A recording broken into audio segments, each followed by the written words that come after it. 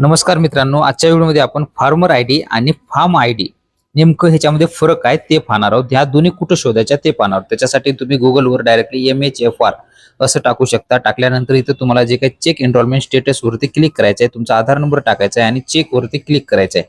आधार number टाकून check वरती click केल्यावर इथे पाहू शकता की तुमचा फार्मर आयडी दाखवला जाईल. तो फार्मर आयडी घेऊन ॲग्री लॉग इन किंवा महाडीबीटी पोर्टल वरती जा आणि त्या ठिकाणी इथं ओके ओके करून स्क्रोल डाऊन करून तुम्हाला थोडंसं वरी ढकलायचं आहे आणि इथं जे काही फार्मर आयडी म्हणजे शेतकरी आयडी, हा मराठीमध्ये असल्यानं शेतकरी आयडी आहे, तिथे तुम्हाला फार्मर आयडी दाखवलं जाईल. फार्मर आयडी तुम्ही तिथे टाकू शकता. आपण जे पाहिलेला होता तो फार्मर आयडी इथे तुम्हाला टाकायचा आहे.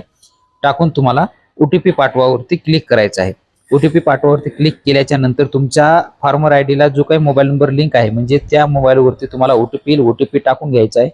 टाकून घेतल्याच्या नंतर हे आपलं प्रोफाईल लॉग इन झालेलं आहे. लॉग इन झाल्याच्या नंतर स्क्रीनवर डायरेक्टली पाहू शकता की शेतकरी ओळख क्रमांक हे मराठीमध्ये आहे, इंग्लिशमध्ये फार्मर आयडी असं तुम्हाला दाखवलं जाईल. फार्मर आयडी म्हणजे काय तर शेतकऱ्याचा वैयक्तिक ओळख क्रमांक आहे. एका व्यक्तीला एकच फार्मर आयडी मिळतो आणि तो 11 अंकी असतो. त्यावरती नाव आणि तुमचं फार्मर आयडी असतो. अशा पद्धतीचा हा फार्मर आयडी आहे.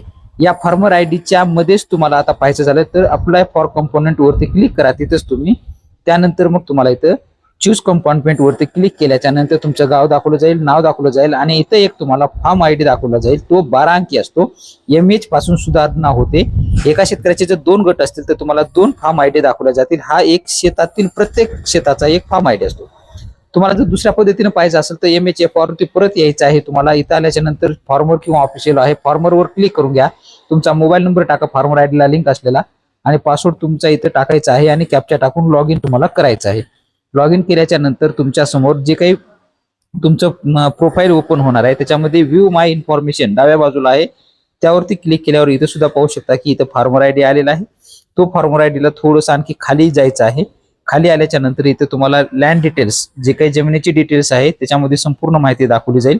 थोडंसं लेफ्ट साईडला इकडे स्क्रोल करून घ्यायचं आहे तुम्हाला आणि सगळ्यात शेवटी तुम्हाला एक ऑप्शन आहे व्ह्यू क्रॉप सर्वे, यावरती तुम्हाला क्लिक करायचं आहे. त्यावरती क्लिक केल्याच्या नंतर तुमच्या समोर इथं सर्वे नंबर आणि खाली विलेज आणि त्याच्या खाली फार्म लँड प्लॉट आयडी म्हणजे परत इथं फॉर्म आयडी तुम्हाला जो काही आपण फार्म आयडी म्हणतो, प्लॉट म्हणजे प्रत्येक शेताचा एक फार्मर आयडी असतो. तुमचे जर 2 गट असतील तर 2 फार्म